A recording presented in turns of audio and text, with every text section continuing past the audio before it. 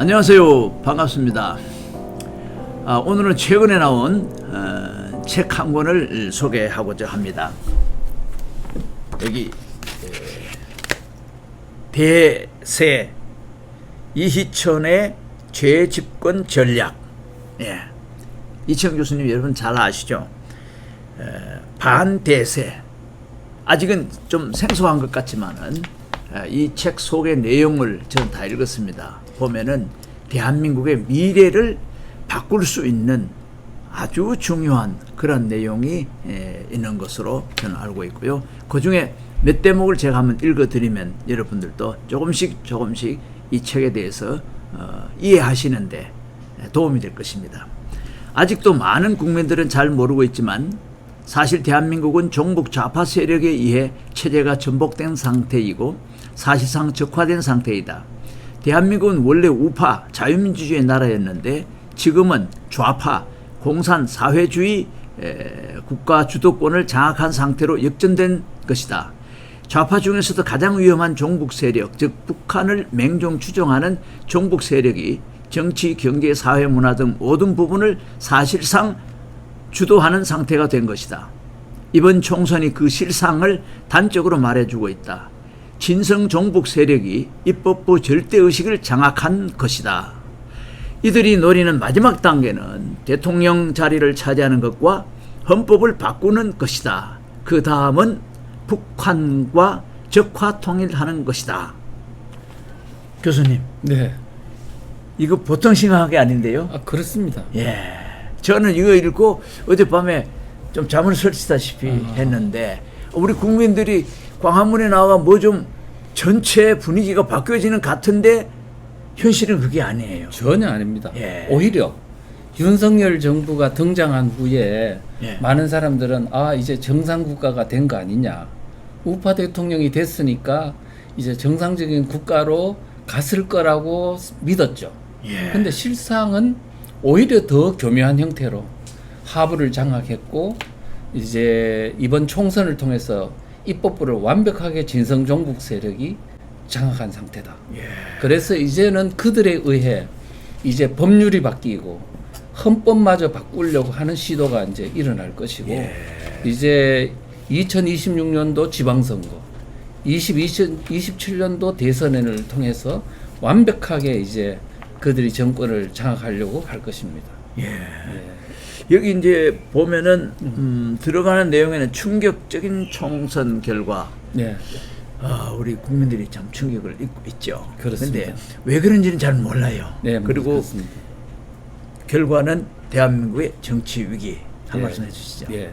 실제 이번 총선을 통해서 체제가 훨씬 더 악화된 상황이거든요.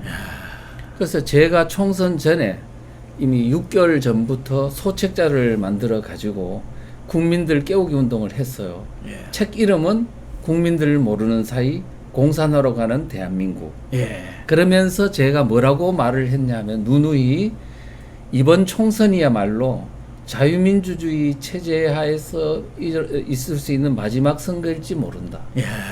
그래 이야기를 하면서 앞으로 진성종북 세력이 이제 입법부를 장악하는 상태로 이제 진행이 될 건데 정말 국민들 깨우기 운동을 해야 된다라고 했어요. 그런데 국민들은 그 의미가 뭔지를 잘 모르고 그냥 수수방관하고 이렇게 하더라고요. 그래서 이 보통 문제가 아니다. 이제 국민들이 깨어나야 되는데 지금 현재 이러다 보니까 이제는 뭐 진보당이 이제 세석을 차지했을 뿐만 아니고 통진당 후신 말이죠. 이제 그들이 이제는 더불어민주당까지 이제 주도권을 장악함으로써 명실공히 진성종북 세력이 입법부를 완벽하게 장악하는 그런 상태로 진행이 악화됐습니다. 그래서 이 장에 보면은 국민의힘이 총선 패배의 원인을 잘못 짚고 있다. 그 어떻게 잘못 짚고 있습니까? 총선이 끝난 후에 이 총선이 왜 패배했나 분석을 하는 가운데 대통령실도 이게 이념 과잉 때문에 그렇다. 이렇게 진단하기도 하고 또 국민의힘당에서도 이제 총선 패배원을 백서를 만들어 가지고 원인 분석을 했는데 예. 중도를 잃어 가지고 그렇다. 이렇게 분석한 겁니다. 그건 뭐냐면 우리가 사상전을 좀 과다하게 하다 보니까 졌으니까 이제는 그런 거 하지 말고 민생전으로 가서 중도를 좀 더 안았어야 되는데 이 이념 전쟁을 하는 바람에 패배한 거 아니냐 이런 생각을 하고 있는 거거든요. 그 상당히 황당무계한. 황당무계하죠. 그러니까 지금 저쪽에서는 진성 종북 세력이 완전히 입법부를 예. 장악하는 쪽으로 더 강하게 예. 사상전을 하고 이번 승리를 한 건데 예. 이쪽에서는 그 사상전도 제대로 하지 않은 정당이 너무 지금 무지. 있는 것조차도 사상전을 안 하겠다는 쪽으로 그러니까 이제 맞습니다. 가는 그게 것은 핵심이에요. 이거는 결국은 뭐냐면 이제는 더 패망하는 쪽으로 이제 원인 분석을 하고 있다.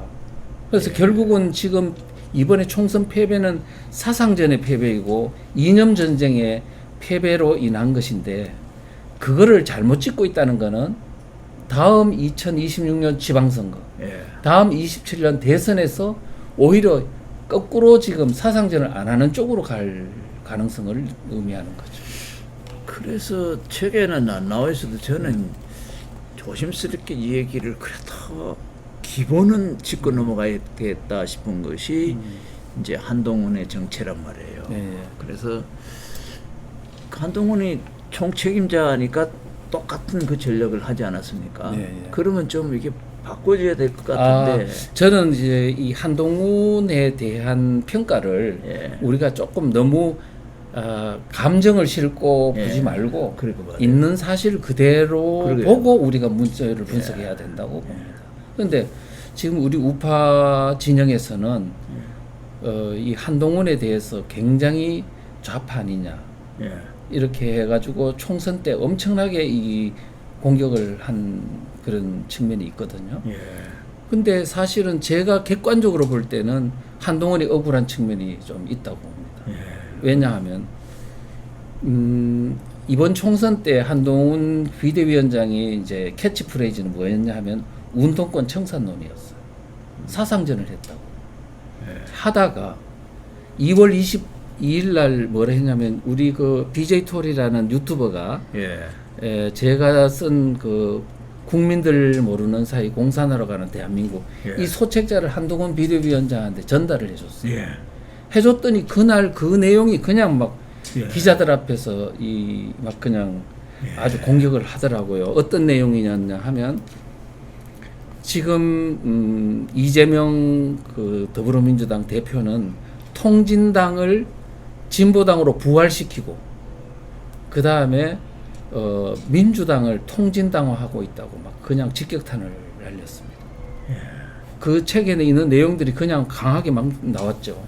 그리고 그 이후에도 26일, 28일 계속 이제 민주당이 통진당화되고 있다는 그런 아주 그냥 강성 발언을 막 이어갔거든요.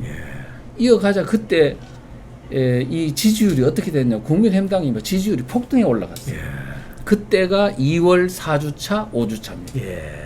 한동훈 비대위원장이 사상전을 막 그냥 할 때는 막 그렇죠. 지지율이 폭등해 예, 올라가고 맞아요. 민주당이 막 탈당 러시가 일어나고 예. 했어요. 그러니까 그때 비로소 뭐냐면 사상전을 제대로 할 때는 지지율이 올라갔구나. 그래가지고 그때 신문에 뭐라고 나왔냐 하면 국민의힘당이 1년 만에 더불어민주당을 오차범위 밖으로 추월했다고 그래 나왔어요. 그랬는데 이게 갑자기 확 역전된 계기는 뭐냐? 3월 4일이에요. 3월 4일 이종섭 사태가 벌어진 거지. 이제 호주 대사로 임명한 날입니다. 그때 이후 좌파 쪽에서는 호재를 만난 거죠. 그래가지고 이제 윤석열 대통령을 이제 공격할 수 있는 호재가 딱 생기니까 그때부터 이종섭을 가지고 최상병 문제를 가지고 막 공격하기 시작했거든. 그러면서 이제 3월 10일 날 호주로 출국을 했어요. 이종섭 이제 대사가.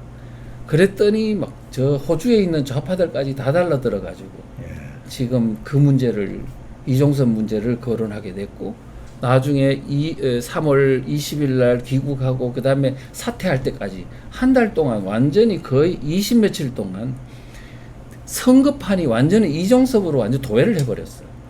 이렇게 되면서 그동안에 저 한동훈 비대위원장이 이제 민주당을 사상 공격을 하던 그게 다 그냥 덮여버렸어요. 맞아요. 그렇게 되면서 어떻게 되면 지지율이 완전히 그냥 폭락을 하기 시작했는데 그때 기점이 3월 4일이에요. 3월 4일, 3월 10일 내려가고 있었어. 그러던 와중에 뭐가 있었냐면 3월 17일 날 예. 도태우 장례찬을 이제 예. 그 공천 취소하는 사태가 있었죠. 예.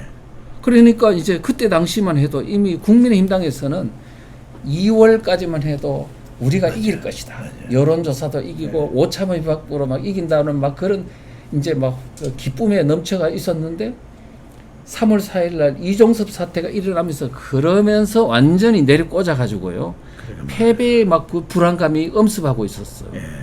그런 상황에서 이제 곳곳에서 빨리 도태우 장례찬 그거를 빨리 수습해 하라는 압박이 막 들어오기 시작한 거예요. 그러니까 한동훈 비대위원장 입장에서도 그거를 수습한 거는 계속 할 수가 없는 거예요. 이미 전세는 역전돼 버렸어요. 그래가지고 하는 수 없이 이제 자르게 됐는데 그러다 보니 우파 진영에서는 야 한동훈 저 좌파 아니야? 공천도 개판으로 하더니 지금 도태우 장례까지 자르네? 이래가지고 완전히 또 우파들이 또 실망을 해가지고 국민의힘당에서 이탈하고 투표에 안 가고 하는 집토끼가 난리나 버렸죠. 난리나 버린 거죠. 그래가지고 그런데 또 27일 날 뭐가 있었냐? 윤석열 대통령이 의대 예. 정원 2,000명 고소한다는 기자회견이 있었어요. 예. 그런데 대통령의 입장은 이 의대 정원 2,000명은 정부가 이렇게 잘 분석을 해본 결과 이제 그 2,000명이 필요하다는 합리적인 어떤 근거가 있다. 국민적인 여론조사 그때 좀 괜찮았죠. 예, 괜찮죠. 예. 있다. 그런데 의료계에서 이제 합리적인 어떤 대안을 가지고 오면 협의는 하겠다. 요 정도였어요. 예. 그런데 이제 박민수 차관이 뭐라 그랬냐면 2,000명 고수는 원래 정해진 거라고 딱 그렇게 이제 못을 박아버린 거야. 그랬더니 이제 국민들 또는 좌파 진영에서는 막 불통 대통령 뭐 이런 식으로 막 몰아세우면서 이게 지지율이 더 꼬꾸라진 거죠. 그래서 결국은 이제 다시 정리해 보면 윤석열 지금 이 악화된 데는 3월 4일 날 이종섭의 임명, 호주 출국 예. 이와 같은 거 하고 그 다음에 의대 정원 2,000명 이 어떤 발언 선거 직전에 그것도 열흘 전에 한다는 게 이게 말이 안 되는 거거든요. 예. 이와 같은 악수를 뜬 것이 있는데 그러면 윤석열 대통령의 책임이 사실은 큰 거 아니냐? 예. 여론조사를 보면요. 윤석열 누가 더 이 총선 패배 책임이 크냐 하니까 여론조사 여러 개를 다 보니까 대충 50%에서 60%는 윤석열 대통령의 책임이 크다고 나왔고 한동훈 비대위원장의 책임은 10%에서 한 15% 사이로 여론조사는 그렇게 나왔더라고요. 저는 그게 엄밀한 의미에서 보면은 대충 여론조사 결과는 맞다고. 다만 그러면 윤석열 대통령이 호주 대사 임명하고 이런 과정이 실수를 했냐? 우리가 그런 측면보다는 좌파들이 그 호재를 만나가지고 이 사상전으로 프레임 전쟁을 해서 승리한 결과라고 봐야지 윤석열 대통령이 잘못했다고 책임을 돌리면 안 된다 생각합니다. 만약 이종섭 사태가 안 생겼으면 그러면 괜찮았겠냐? 아닙니다. 다른 것 가지고 또 공격을 해가지고 아마 이거를 그런 사태를 만들었을 겁니다. 대파론 있죠. 예, 대파. 윤석열 대통령이 대파론 가는 게 대파 가격 모른다는 그 작은 저도 모르는데. 저도 또 모르죠. 그걸 가지고 윤석열 대통령 뭐 민생을 모른다 뭐 이런 쪽으로 몰아가는 걸 보면 우리가 지금 여기 이 대목에서 저거 그냥 대파 들고 다니잖아요. 그걸 가지고 대통령을 공격해가 민생을 모르는 아주 그런 대통령으로 몰아세우는 그런 결국은 윤석열 대통령의 잘못이 아니고 걔들이 좌파들이 이 정권을 허물 수 있는 프레임 전쟁, 심리전 이런 것들에 대한 뛰어난 능력, 사상전 능력을 우리는 생각해야 되는 거고 우리가 부족한 거는 바로 그들의 사상전에 대해서 대응할 수 있는 능력이 떨어진 부분에서 문제를 찾아야지 한동훈에서 뭐 좌파기 때문에 그렇다든가 윤석열 대통령이 뭐 그런 그래서 무능해서 그렇다든가 뭐 불통이라서 그게 절대로 아니라는 사실을 우리는 예, 저도 그렇게 생각하고요. 알아야 됩니다. 이런 것은 사실상 있을 수 있는 건데 예. 워낙에 예. 반대측에서 사상적인 예. 줄기, 사상적인 전략 예. 이런 면이 이쪽보다는 월등히 월등하게. 뛰어나죠. 그게 이제 이 교수님 전문가이시니까 예. 그거를 좀 분석을 좀 해보세요. 저 그림 보시면서. 제가 총선 전에 예.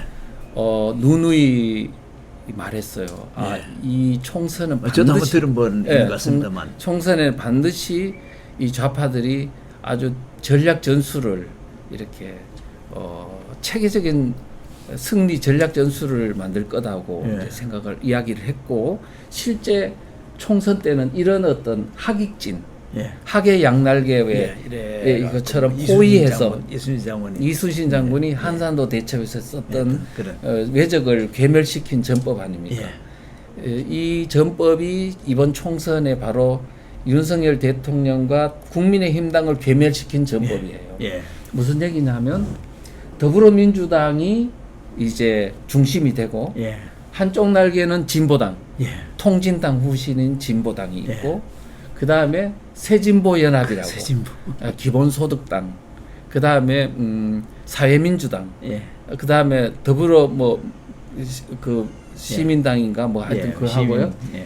그 세 개의 연합정당이 만든 임시정당이에요. 예. 그 다음에 연합정치시민회의는 이거 뭐냐 하면은 촛불 광장 세력들을 예. 모아가지고 예. 이렇게 한 정당 형태를 띈 거예요. 임시정당. 예. 그래서 더불어민주당이 비례대표 정당을 비례정당을 만들었잖아요. 비례대표를 뽑는 정당을 만들었는데 이 정당들이 하나의 정당을 만들어 가지고 의석을 나눠준 거예요. 예, 맞아요. 예. 이렇게 함으로써 이제 총선을 통해서 예. 이 정당들이 하나의 운명 공동체, 예. 같은 비례정당 안에 들어간 어떤 하나의 단일 정당이 돼버린 거죠. 예. 그런 식으로 이제 했고, 그 다음에 더불어민주당에서 이탈된 예. 친문 세력들이 있죠. 예. 그 사람들은 이제 조국혁신당으로 들어가고, 송영길의 소나무당, 예. 그 다음에 이낙연 등의 새로운 미래 이런 예. 정당이 새로 만들어져 가지고 거리로 들어갔죠. 예. 그러니까 우리 우파 국민들은 뭘 생각했냐면 더불어민주당이 친명 세력과 친문 세력이 막 싸우면서 이탈하니까 예. 야 이거는 자충수다. 뭐 붕괴되겠다 이래서. 분열되는구나. 야 이 사람은 총선 앞두고 이렇게 자충수를 뚜냐. 그런데 그게 아니고 예. 작전상 예. 전선 재배치 예. 이런 거였거든요. 그래서 재배치가 딱 끝나자마자 바로 공격 시작해요. 그래요. 그래가 10일 만에 전세가 역전되고 그럼. 이런 것들이 이제 됐고 지금 총선이 끝난 이후에는 이 전선이 어떻게 되고 있냐 하면 그대로 유지되고 있습니다. 맞아요. 그래서 5월 25일 날 이제 윤석열 대통령 최상병 특검법 통과시켜라 예. 하면서 이 정당들하고 그다음에 좌파 시민단체가 연합 행사를 했거든요. 예. 했는데 이 정당들이 그대로 참여를 했습니다. 예. 참여하고 시민단체 110몇 개인가 참여를 해가지고 지금 요 연합정치 시민들 예. 광장 촛불 예. 세력들이 예. 다 의석을 배분받았으니까 예. 이제는 운명 공동체가 된 거고 맞아요. 바로 총선 끝나자마자 이제 연합해가지고 윤석열 대통령을 끌어내리는 쪽으로 힘을 합하고 나아가서는 이제 헌법을 바꾼다든가 그 다음에 2027년도 대선에서 아마 정권을 장악하는 그런 작전으로 활용될 것이다 이렇게 예. 보여집니다. 그러면 저것만 딱 보면은 예. 뭐 지금은 좌파가 예. 국가 주도권을 장악한 예.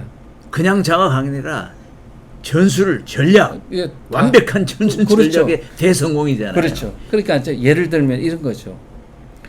우리 대표님께서 잘 아시겠지만은 2011년도, 예. 2012년도에 총선과 대선이 있었죠. 예. 예.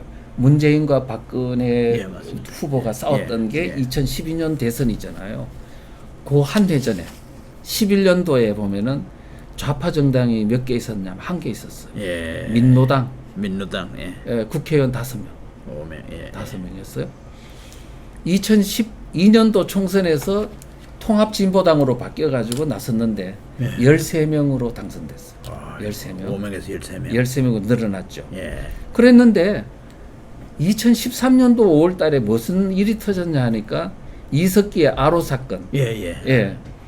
아로 사건이 터져서 내란 선동 혐의로 예. 9년이나 이제 8년 동안 구속돼 있었고 2014년도에는 아로 사건 때문에 통진당이 해산돼 가지고 예. 13명의 국회의원이 해임돼 버렸어요. 예. 그러니까 어떻게 보면 좌파 정당이 없어져 버린 꼴이죠. 예. 통진당이 해산됐으니까. 예. 그랬는데 그 이후에 지금 어떻게 됐냐? 이번 총선에 우파 정당은 한 개 정당밖에 없었어요. 국민의힘당 예. 108석. 예. 그 다음에 중도 정당 정도 되는 게 2개. 예. 예, 저 이준석의 예. 그 정당하고 예. 그 다음에 이제 뭐야면 이낙연의 새로운 미래. 예. 요 2 정당이 한 그 중도 정당이라고 볼 수 있을 거고. 볼 수 있겠죠. 예. 정도. 그다음에 나머지는 다 좌파 정당인 거예요. 그렇죠. 예. 그러니까 더불어민주당, 예. 그다음에 조국혁신당, 예. 그다음에 그 진보당 예. 등등등 합쳐가지고 어마어마한 정당들이 그래. 다 좌파 정당으로 분류되게 됐거든요. 그러면 2013년도 19 정도 비교하고 예. 지금 2024년도 총선을 비교해 보면 완벽하게 정당이 예. 전복된 거죠. 거의 뭐 우리나라가 이제 서두에서 대한민국은 원래 우파 자유민주주의 나라였는데 예. 그야말로 예. 순식간에 공산 사회주의가 주도권을 장악하는 예. 그런 시대로 완전히 그냥 역전되고- 물 밑에 있다가 완전히 확 역전된 거죠. 수면을 완전히 장악하고 국회를 완전히 장악하고 거기다가 또 민노총 데모하는 거 보면은 삼각지도 네. 완전히 장악하고 거기다 네, 그렇습니다. 보면은 남대문 그것도 장악하고 예. 우리 국민이 이 정신 차려야 되는데 어떻게 합니까 이거? 그러니까 지금 이건 결국은 이 문제의 본질은 예. 이렇게 역전되게 된 데는 국민들이 사상적 각성이 안 돼서 그렇습니다. 맞아. 국민들이 어리석어요. 예. 이거 뭐 저 책에도 내가 읽어봤는데 누가 잠자는데 우리 처음에 70년대 이제 서울을 왔거든요. 예. 근데 조그만한 이제 그 방에 있었는데 옆에 문틈이 쫙 열려 있었어요. 예. 근데 그 앞에 연탄 아궁이 있잖아요. 연탄하고. 그 저하고 저 형님하고 또 놀러 온 형님이 있었어요. 네. 한참 재밌게 얘기하고 있는데 저 어질어질한 거예요. 연탄 가스 채. 그래서 좀 이상하다. 그래서 내가 먼저 나왔어요. 예. 근데 어질한 거예요. 근데 두 번째 놀러 온 형이 나가더니 쓰러지는 거예요. 지금 형님은 안 나와.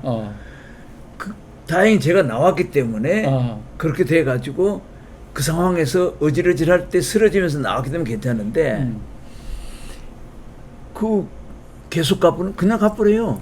얘기하다가 쓰러지고 못 일어나면 죽어버리는 거예요. 아니 잠자는 것도 아니고 깨어서 대화했는데도 채니까 그랬대요. 그 아주 모처럼 하나 재밌게 하는데 모르는 거예요. 거기다가 더 이상 넘어가면 쓰러짐과 동시에 못 일어나면 죽어버리는 거예요. 그렇죠. 지금 우리나라 지금 급하는 것 같아. 아니 그러니까 이게 연탄 가스가 안 보이잖아요. 그러니까 안 보이죠. 안 보이니까 냄새도 처음에 대화할 때 못 느껴요. 못 느끼는구나. 근데 뭐 해결 방법 없습니까? 아니 그렇게 해결 방법이 있죠. 지금은 아까 말했듯이 이제 완전히 다 지금 쓰러진 상태가 아니고 네. 일부는 지금 심각하네 이렇게 깨워가지고 지금 막 깨우는 사람이 있기 때문에 예. 깨우는 사람에 따라서 이제 문을 열고 예. 이제 새로운 어떤 공기를 주입하면은 예. 다시 회복될 수가 있는 거죠. 그런 것도 다른 그림도 있던데요. 한번 보시죠. 한번 볼까요? 예. 이 지금 좌파들이 우리 국민들을 모르는 사이에 공산 사회주의 세력들이 대한민국을 다 지금 입법부터 다 장악하고 예. 지금 점점 더 악화된 상황으로 갈 겁니다 아마. 예. 가는데 이와 같이 된 원인을 우선 일단 알아야 돼요. 그렇죠. 뭐든지 원인을 알아야 원인을 모르면 진단을 잘해야 수술을 하든지 그렇습니다. 약을 그렇습니다. 먹든지. 근데 원인 중에서 가장 지금 중요한 거는 뭐냐 하면 국민들이 지금 이 종북 세력들이 자기들이 어떤 포장을 하고 우리의 앞에 다가오고 있는지를 모른다는 게 예. 문제예요. 그러면 그들이 양의 탈을 쓴 늑대, 예. 예. 그러니까 양의 탈을 쓰는데 이 양의 탈이 어떤 탈이냐 하면 진보라는 탈, 예, 맞아요. 민주라는 탈, 예. 예, 평등, 평화, 예. 통일. 그 다음에 예. 뭐 이와 같은 있잖아요. 그 다음에 이와 같은 포장을 가지고 우리 국민들한테 다가와서 달콤하게 우리 민족끼리 뭐 이런 그렇습니다. 그 다음에 복지를 해준다, 인권이다, 예, 뭐 이런 복지, 것까지 예, 그렇게 포장을 하다 보니까 우리 국민들은 그들의 양의 탈을 벗기고 늑대의 실체를 모르기 때문에 그냥 속는 거죠. 그런데 그 중에서 가장 위험한 포장술은 뭐였냐? 우리나라를 이토록 심각하게 만든 포장술이 진보라는 포장술입니다. 진보 보수라는 이 프레임 때문에 지금 대한민국이 자유민주주의를 좋아하는 국민들이 다수임에도 불구하고 그 다음에 이 종북 세력이 지금 모든 것을 다 장악하는 상태로 가게 된 거죠. 왜? 그들이 진보라는 탈을 쓰고 자유민주주의를 좋아하는 사람을 보수라는 탈을 딱 씌워준 거야. 그러니까 저거 자기들은 진보고 그럼 자유민주 세력은 보수야. 그러면 저 일반 국민들이나 젊은 사람들 봤을 때 진보가 더 좋아할 것 같아요. 보수가 더 좋을 것 같아요. 당연히 진보. 진보는 나아갈진 걸음보. 예? 보다 좋은 세상을 만드는 예. 사람이라는 인식이 있고. 그러면 보수는 뭐예요? 진보를 싫어하잖아요. 예. 진보의 반대말이 뭔데요? 퇴보 아니면 퇴보. 퇴보. 수구 꼴통. 거기다가 수국골통. 아이고. 그러니까 지금 자유민주주의를 좋아하는 사람이 있는데도 불구하고 보수라는 탈을 쓰고 있다 보니까 젊은 애들이 다 어디로 가냐면 진보 그룹 텐트 안으로 다 들어온 거예요. 제가 저 한 십몇 년 전에 ROTC를 대상으로 강의를 한 적이 있거든요. 예. 그때 물어봤어요. 진보라고 생각하는 사람 손 들으라고 60%는 들더라고요. 20대가. 그 다음에 지금 장교들인데. 그렇죠. 예. 국가관이 있는 그럼요. 사람들이. 국가관. 그런데 보수라고 생각하는 사람 손 들으라고 했는데 10%밖에 안 들어요. 어느 선택이 정말 예. 정말 중요해요. 그래 되면은 지금 그 사람 말고 10대, 20대, 30대 다 젊은 사람들이 이미 그들 진보 텐트 안에 다 들어가 있었다는 얘기예요. 그동안에 30년 동안. 진보 이길 수 있는 좋은 용어 하나 만들어 보세요. 그래서 제가 2008년도에요. 예. 이제 무슨 책을 만들었냐 하면 반대세의 비밀이라는 책을 만들었어요. 예. 제가. 2008년도에. 2008년도에 와. 만들어가 2009년도에 이제 출간이 됐는데 예. 그때 제가 뭘 했냐면 그 책의 핵심이 이거예요. 진보 보수라는 프레임은 적이 만든 것이다. 좌익이 만든 프레임을 가지고 우리가 선거를 하고 여론조사하면 그거는 백전백패다. 맞아. 그래서 적이 만든 반대한민국 세력이 만든 좌익이 만든 이 프레임 빨리 버려요. 자, 그리고 우리 대한민국이 한테 유리한 프레임을 새로 써야 된다. 해가지고 제가 만든 게 뭐냐, 대한민국 세력과 반대한민국 세력이라는 프레임입니다. 대한민국 반대. 예. 대한민국 좋죠. 세력, 대한민국을 긍정하는 예. 그 세력은 대한민국 세력, 예. 예. 대한민국을 반대하는 세력은 반대한민국 세력이다. 예. 다시 말하면 대한민국 세력은 대한민국의 자유민주주의 체제를 긍정하고, 예. 그 다음에 대한민국의 역사를 긍정하는 세력은 대한민국 세력이다. 대한민국의 자유민주 체제를 무너뜨리고 예. 인민민주주의, 공산사회주의로 가는 세력, 대한민국의 건국의 역사, 발전의 역사를 부정하고 그런 세력은 반대한민국 세력이다. 이렇게 딱 나눈 거죠. 예. 그러고 나서 그 프레임 가지고 제가 꾸준히 이제 이렇게 이 프레임으로 쓰자는 운동을 전개했어요. 그걸 저는 대세운동이라고 했습니다. 예. 대세운동. 대세운동. 진보 보수라는 프레임을 쓰지 말고 그 다음에 대한민국 세력과 반대한민국 세력이라는 프레임을 가지고 국민들을 깨우고 그 다음에 하면 일시에 이게 완전히 역전이 되더라고요. 대학생들한테 써봤어요. 내가 진보라는 말을 60%나 들던 그 학생들 보고 내가 다시 묻겠다. 대한민국을 긍정하는 사람은 대한민국 세력이다. 예. 대한민국을 부정하고 공산사회주의로 가는 거는 반대한민국 세력이다. 이래놓고 대한민국 세력 손들어라 그랬더니 다 대한민국 세력이 손들어. 그다음에 반대한민국 세력 손들어 안 들어요. 바로 5분 안에 이게 역전 현상이 일어나요. 결국은 뭐냐면 우리 지금 대한민국이 이와 같은 혼미 상태가 된 거는 용어 때문이다. 맞습니다. 언어. 예. 그래서 이 용어에서만 벗어나면 우리 대한민국은 다시 순식간에 회복될 수 있다. 그래서 여담인데요. 예. 고영주 변호사를 만나갖고 예.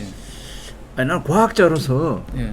진보 보수 봤을 때 보수에 중요한 게 많은데 이 보수가 결집도 안 되고 그래. 그 용어 쓰면 안 된다. 그 때문에 우리 망하겠다 그래. 그렇죠. 역시 고영주 변호사님이 또 그런 생각을 갖고 계신데 문제는 예. 우리가 반대세, 대세. 반대세. 제가 요 그림을 한번 보여드릴게요. 이쪽에서 지금 아까 그랬죠. 진보 보수 안 된다고 설명을 하면서 예. 그 대학생들을 보고 뭐라고 제가 설명을 했냐면 진보라는 말은 사전에 있는 용어는 좋은 의미잖아요. 그러겠죠. 좋은 세상을 만들고 예. 발전적인 것을 진보라고 한다. 예. 맞죠. 그래서 학생들이 그래 둔 거잖아요. 예. 그래서 제가 뭐라 그러냐면 그런데 정치학적 의미에서의 진보 세력이라 하면 예. 공산주의 사회주의자들이 쓰는 자기들을 포장하는 용어다. 예. 그래서 마르크스, 레닌, 스탈린, 김일성, 모태동 모두 다 진보 세력이라고 했다. 예. 딱 그래 이야기 해놓고 왜 진보 세력이라고 했냐? 그러면 공산주의 마르크스 이론에 따라서 원시 공산사회, 고대 노예제 사회, 중세 봉건사회, 근대 자본주의 사회 예. 이걸 멸망시키고 공산사회로 가는 것이 역사의 진보라는 개념에 따라서 진보 세력이라 불렀다. 이렇게 이야기했습니다. 하고 그런데 미국이나 이런 나라에서는 진보 세력을 하면 저 새끼가 공산사회주의 이런 걸 알아요. 그 알아버려. 금방 알아. 다 알아. 예. 그래가 그 진보 세력이라 안 불러주고 뭐라고 불러주냐? 레디컬스라고 불러줘. 과격 세력이라고 불러줘. 근데 우리나라 사람들은 그 진보 세력이라는 게 공산주의자들이 자기들 포장한 용어인가를 모르고 그냥 진보 세력이라고 불러주는 거예요. 그러니까 반공하는 사람들, 공산주의를 싫어하는 사람들조차도 뭐라 그러냐면은 진보 세력이라고 불러줘. 그래요. 그러면 진보 세력이라 하면 좋은 세상을 만들려는 사람 아니에요. 공산주의자를 보고 좋은 세상을 만들려는 사람이라고 불러주니 어른들이 젊은 애들이 거기 안 들어갈 수가 없는 거죠. 이와 같은 정말 오류, 용어에 대한 잘못된 이해, 사상에 대한 무지 이것이 오늘날 대한민국을 이렇게 만들었거든요. 그래서 그 이야기를 해주면서 다시 불렀어요. 5분 뒤에다가 진보 세력이라고 생각하는 사람 손들으라 그러니까 안 드는 거예요 하나도. 왜 안 들어 그랬더니 몰랐죠 그러는 거예요. 그러게요. 그러니까 지금 우리가 해야 될 일은 뭐 지금 현재 뭐 이런 게 아니고 용어에 대한 명확한 이해만 해줘도 이거는 너무나 그저 빨리 용어를 선점하든지 그렇게 요거를 일단은 용어를 뭐냐면 진보라는 말은 공산사회주의를 말한다는 걸 아는 순간에 이미 그 안에 속아서 들어간 자유민주주의 세력이 대거 이탈하더라.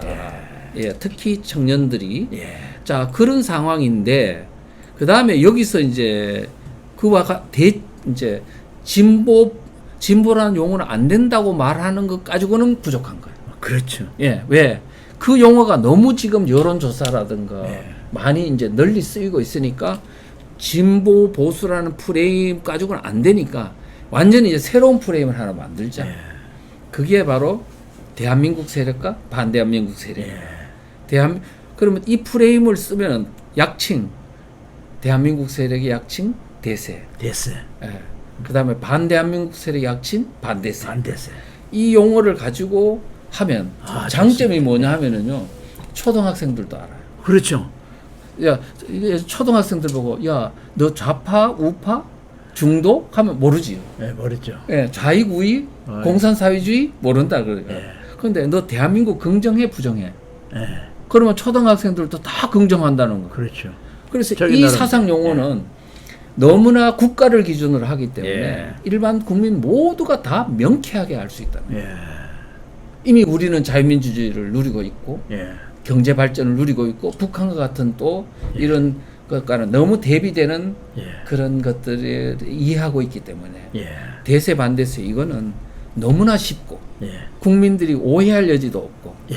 대한민국 세력에게 극히 유리한 이 프레임이기 때문에 이거는 쓰면 쓸수록 우리한테 유리한 거예요. 그렇죠. 그 다음에 제가 이 반대세의 비밀 그 책이 나왔을 때 예. 좌파들이 있잖아요. 예. 더불어민주당 예. 당시에 민주당 쪽에서 이거잖아요. 이 책 말고 또. 내가 2008년도에 2008년도. 예. 그 책이 나왔을 때 민주당에서 나를 공격 엄청 했어요. 예. 근데 왜 했냐 하면 그 책을 보니까 너무 무서운 책이다.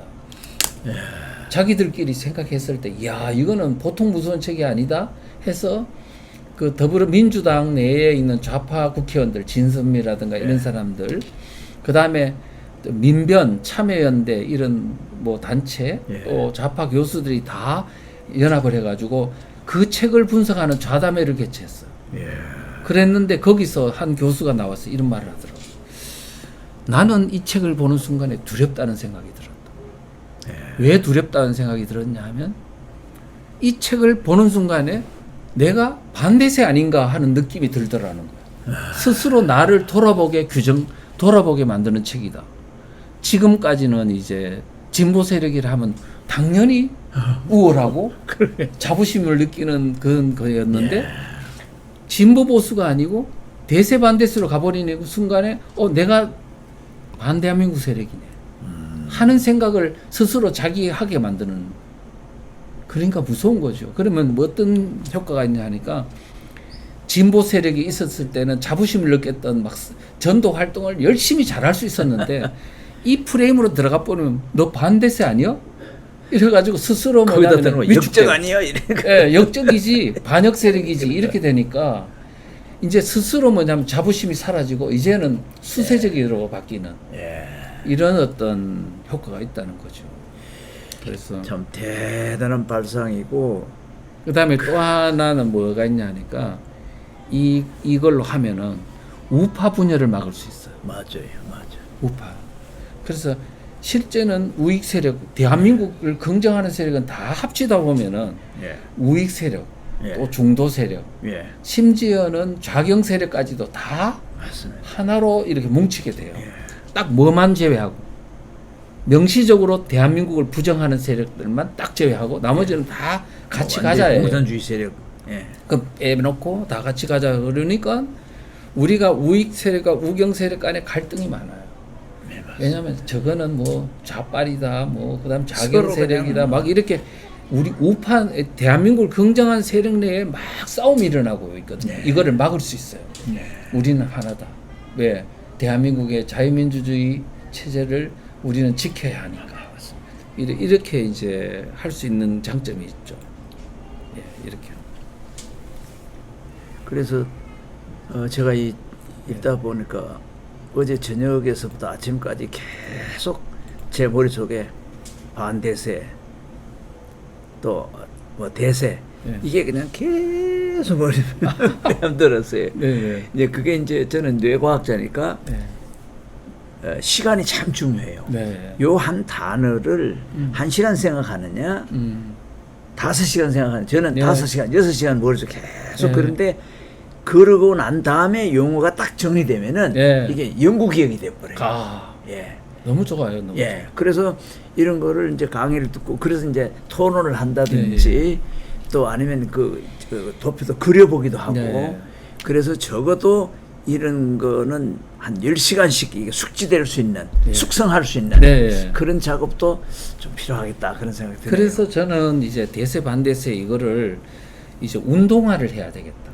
대세 운동으로 하나의 단어로만 퍼뜨려서는 이게 한계가 있으니까 대세 운동이라는 그 그래서 앞으로는 대세 연수원을 만들려고 합니다. 좋죠. 대세 연수원을 만들어 가지고 그 대세 연수원에서 대세 운동을 강의를 해서 그 프레임을 각 우파 단체들한테 전파하고 정당, 우파 정당들한테 전파하고 정부에다 알리고 그렇게 해서 우리 국민들을 계속 이 운동을 하면요.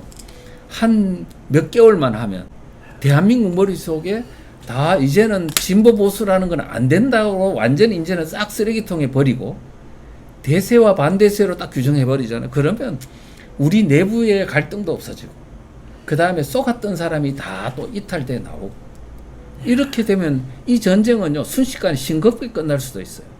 와, 싱겁게. 희망이 있네요. 예, 희망이 있죠. 있네요. 예. 지금 자 보세요. 우리 지금 현재 이번 총선 끝난 후에 지금 우파 진영 내에 일어나고 있는 현실을 잘 아실 거 아니에요. 예. 내부 분열. 이거는 자멸적 상황으로 가고 있습니다. 그래서 아니, 예를- 목표가 저기 있는데 너 때문이야, 너 너 때문에. 때문이야. 지금 그런 식이에요. 근데 가장 지금 위험한 요소는 보니까 윤석열 대통령을 너무 좋아하는 사람들과 예. 한동훈을 너무 좋아하는 사람들 간에 예. 이 전쟁이 있잖아요. 이거는 거의 적 수준으로 막 공격하는 경우가 있어요. 근데 제가 볼 때는 이거는 굉장히 안 좋아요. 맞아. 이 상태로 가면 예. 안 좋고요. 그럼 나중에 되면 이게 증오감이 생겨가지고 네, 맞습니다. 수습이 안 될 수도 있거든요. 증오가 뿌리가 내리기 전에 네, 빨리 수습해야 돼요. 그 다음에 또 하나는 뭐냐? 이 그림에서 이제 보여지는 건데 저 우리 단체 활동을 하시는 분. 예. 왜 우리 저 뭐 무슨 애국운동 애국운동 한다면서 예. 단체 많이 만들었죠. 예, 200 몇십 애국운동. 개 정도 예, 맞죠. 있다 하잖아요. 그 단체 하는 사람들은 다 행동하는 우익들이에요. 예. 행동하는 우익들. 맞습니다. 예. 그 다음에 우익 중에도 우익이라 하면 뭐냐면 자유민주주의를 예. 긍정하는 사람을 대한민국을 우익이라고. 긍정하는 사람. 예, 예. 우익인데 이 중에 행동하는 사람 극히 일부예요. 예, 맞습니다. 나머지는 그냥 내가 예. 뭐 생활하고 열심히 돈 벌고 가정생활하고 자유민주주의를 향유하는 사람들이 다 우익이에요. 예. 그 중에서 뭐냐 중도가 있어요. 중도. 예. 중도는 뭐냐면 잘 모르는 사람. 사상에 대해서 잘 모르고 그냥 뭐 이것도 뭐 저것도 다 그냥 비슷한 거 아니야 뭐 이런 사람을 어떻게 중도라고 보고 좌익이라 하면 공산주의 사회주의를 명확하게 긍정하고 그 체제를 좀 지향하는 사람을 좌익이라고. 예. 근데 여기서 우리가 알아야 될 거는 이 우익과 중도와 좌익 중에서 이 우익의 범위가 상당히 넓어요. 그렇죠. 왜? 예. 대한민국이 자유민주주의 국가니까 그러면요. 당연히 일단 전체적 포장은 대한민국 그렇죠. 자유민주주의 국가니까. 예. 그다음에 중도가 있고 좌익은 극히 소수예요. 아, 소수죠. 예. 자, 이런 어떤 구도면 예. 자, 우익과 중도와 좌익으로 해도 우리가 자유민주주의 해볼만 하죠. 해볼만 한 건데 우리가 어떻게 하냐면 우익 행동하는 우익들이 소수가 예. 10%도 안 될지 말지예요. 그렇죠. 이 사람이 자기만 우파라는 거예요. 맞습니다. 전부 이 사람들은 사쿠라라는 거지. 전부 자기만 되고 니는 사쿠라라. 그러니까 지금 어떻게 사이비라 되냐면 지금 이 특히 이제 요걸 한번 보자고. 우파라는 개념도요. 이게 넓은 개념이에요. 예. 우익과 그 다음에 우경 세력을 합해서 우리가 우파라고 불러요. 예. 그러면 우익보다 더 넓은 개념이거든. 예. 그런데 이 사람들이 뭐냐면 국민의힘당은 우파 정당이 아니다. 우리 우파를 배척한다. 이런 건 우리 우파라는 건 이렇게 넓은 개념 중에 행동하는 우익들을 배척한다는 의미를 예. 우리 우파 전체를 배척한다고 그러면 국민의힘당이 작용해 있다는 얘기밖에 안 되거든요. 예. 그러니 지금 우리 이 행동하는 우파들이 예. 좀 더 이 개념 있잖아요. 우파라는 개념이 얼마나 넓은 개념인지 이해를 하고 예. 좌익만 명확하게 하고 자경 세력도 포용을 해야 돼요. 아, 당연하죠. 포용을 해서 그럼요. 하되 다만 뭐냐면 자경 세력 어떻게 아, 포용하냐. 탕자가 돌아오면 받아야지. 탕자 받고 예, 문을 열어놔야 되는 거예요. 대신 뭐냐면은 우리 행동하는 우익이 해야 될 역할이 있어요. 예. 뭐냐면 이렇게 잘 모르는 사람들을 각성시켜주는 맞습니다. 국가 정체성 교육 운동에 적극 나서서 예. 이분들을 깨우는 역할을 이분들이 해야 되는데 예. 깨우는 역할보다는 자기들끼리 모여가지고 예. 이 사람들 비난하는 역할에 맞아요. 치중하니까 지금 우리가 보면 국민들이 깨어난다고 하는 것이 굉장히 자기 스스로 에너지가 아주 고립화가 돼요. 소모적으로 막 그냥 예. 그리고 오히려 국민들 속에서 점점점 자기가 고립돼 버리고 그러니까 이 사람들이 자익이 소수임에도 불구하고 힘만 빠지고 진보다 민주다 평화다 우리끼리 같이 가자 이 사람들이 이렇게 커져가 입법부를 다 장악하는 상태까지 악화된 겁니다. 맞습니다. 그러니까 우리가 지금 여기서 정확하게 보시면 우익들이 이 행동하는 우익들이 네. 이제는 생각을 스펙트럼을 넓혀야 돼요. 맞아요. 대한민국 세력은 같이 간다. 그야말로 스펙트럼 넓히고 네. 대신 그냥 포용하는 게 아니고 예. 우리가 철저한 교육, 국가 확인. 정체성에 대한 명확한 인식을 가지고 이 지금 이런 책을 연수원, 연수원을 만들어가 네. 연수원에 교육받고 다시 들어가서 국민 깨우기 운동. 이렇게 해서 국민들 유권자가 완전히 하나가 되잖아요. 네. 그러면 당연히 국민의힘당부터 국회의원 다 바뀌고 지방의원 바뀌고 의식 바뀌고 그러면 우리가 대한민국이 그런 국민 이제 기반으로 이제 선거 운동을 하면은 백전백승. 예, 우리가 그럴 때보는 체제 위기가 사라지는 거죠. 아주 위로가 되네요. 아주. 예. 너무나 쉬워요. 제가 생각할 때는 6.25 전쟁 때요. 예. 전쟁이 일어나기 전 우리 국민들이 좌경화가 굉장히 심했다고 그 하잖아요. 당시에 뭐 7, 80%라 그랬죠. 그렇죠. 예. 그런데 언제 이게 반공으로 바뀌었나 하니까 북한군이 내려와서 마을을 점령하고 3개월 안에 다 바뀌어버린 거예요. 그러니까 아 이것이 공산주의의 실상이구나 예. 하는 그거를 국민이 일시에 말만 같이 들었던 공산주의가 바로 저거다. 이거구나. 그래 된 거거든요. 그러니까 지금 우리가 이들 세력한테 쏘갔다는 사실을 예. 모르고 있으니까 이렇게 선동당한 거지. 예. 알게 되면. 예. 교육을 통해서 알게 되면은 일시에 저는 뭐 짧은 시간 내에 한 몇 달 안에도 우리 국민들이 각성이 범국민적으로만 같이 일어난다면 정부와 정당과 우파단체와 그런 사람들이 같이 일어나고 확 국민들 깨워버리면 지금 이 체제 위기는 맞습니다. 일순간에 바로 역전될 수 있다. 그래서 이제 네. 지난 문재인 정권이 계속 사회주의, 공산주의로 분위기가 막 네. 넘어갈 때에 제가 여기서 모임을 많이 가졌거든요. 네. 주로 이제 과거에 그 우파 쪽 정보계통에 있었던 분들이 네, 네, 네. 뭐 권영애 장관님도 오고 그 이전에 또 누구야 뭐 있습니다. 예. 그분도 있고 그러니까 권영애 장관님이 어이 선배니까 근데 뜻이 통하면 뜻이 또 깊이 통하면 막 접촉이 되더라고요. 그래서 지금 이거 연수원 생각하니까 우리 숲속에 우리 공지가 좀 있거든요. 그래요. 그걸 좀 앞으로 많이 활용해서 좋겠다. 그러니까 지금 현재 이제 이 대세 운동을 제가 원래 대세 운동이라는 용어를 쓴 거는 2009년도예요. 그 숙성이 됐네요. 예, 그래서 이제 그때부터 꾸준히 대세 반대세를 했고 그 다음에 이제 보니까 진짜 이제 숙성이 돼 가지고 뭔가 이제는 국민 운동이 일어날 모든 기반이 다 갖춰졌습니다. 그랬고 그래서 지금 이제 다른 방법으로는 도저히 이제는 회복할 기미가 안 보이다 보니까 이 대세 운동에 동참하려는 단체들이 곳곳에서 나타나고 있습니다. 하여튼 뭐 좀 잘 해봅시다. 그래서 저는 뭐 어렸을 때부터 오로지 우리나라가 4대 강국, 네. 5대 강국, 네. 그리고 아시아의 그 타고의 시를 좋아했어요. 아시아의 횃불, 아시아의 등불, 등불. 코리아. 네. 근데 살아오면서 이게 되네. 근데 어느 순간 와가지고는 아이쿠 큰일 났다 싶었는데 그렇죠. 그러고 난 또 이제 황교안을 좋아하는 이유 중에 한 가지는 초인류 정상국가. 그것도 용어가 괜찮잖아요.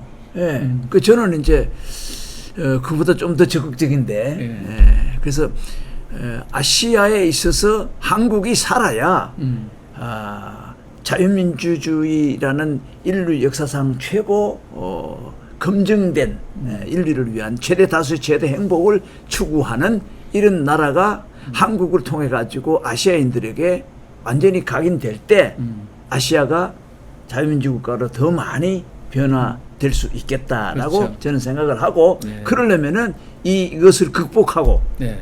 우리 코리아가 다시 아시아의 등불로 높이 솟아야 되는데 네. 될 것 같네요. 그렇죠.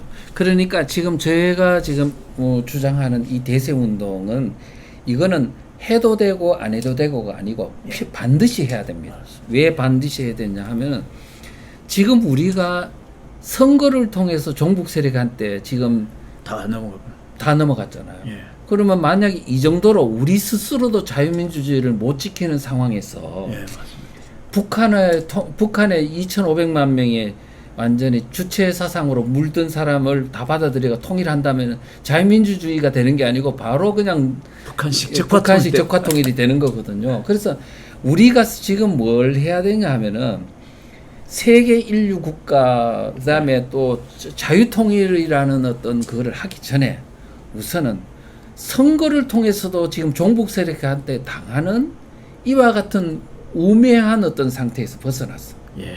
자유민주주의 대한민국이 어떤 가치가 있는지 우리가 체제를 지킬 수 있는 역량을 갖춘 후에 그래서 북한이 2,300만 명, 500만 명이 합류했을 때 그들을 자유민주주의 이제 국민으로 바꿀 수 있는 역량을 갖추고 그래서 자유민주 국가가 되고 동아시아를 세계를 보다 더 좀 멋진 인류 문명을 만들어 가는데 주역을 할 수 있는 것이지 우리 스스로도 지금 지키지 못하는데 어떻게 동아시아를 지키고 세계를 지킬 수 있겠습니까? 하여튼 뭐 제가 책도 봤고요. 네. 이제 직접 강의도 들었는데 이제 마지막 생애를 목숨 바쳐서 이거 해야 될 것 같네요. 네. 독립운동보다도 더 중요하고 더 중요하죠. 건국운동보다 더 중요한 거예요. 더 중요한 예. 아 그건 뭐 시작이 중요한 거 시작이 관이지만은 마무리를 못하면 뭐 베네수엘라처럼 돼버리면 이거 완전히 게임. 게임 셋이죠 뭐. 아이고. 하여튼 오늘 바쁜 시간 네. 쪼개서 내줘서 고맙고요. 대한민국 다시 한번 이렇게 세워봅시다. 예, 알겠습니다. 감사합니다. 좀 도와주십시오. 시청자 여러분, 우리가 국민 일깨우기 운동에 우리 이철영 교수님을 중심으로 해서 참여를 하고 그리고 또 연수원 뭐 크든 적든 간에 연수원을 통해 가지고 이 운동을 계속 무브먼트를 확장시켜 나가는 이런 새로운 대세를 우리가 한번 현실적으로 한번 실현을 하는데 함께 했으면 좋겠습니다. 감사합니다.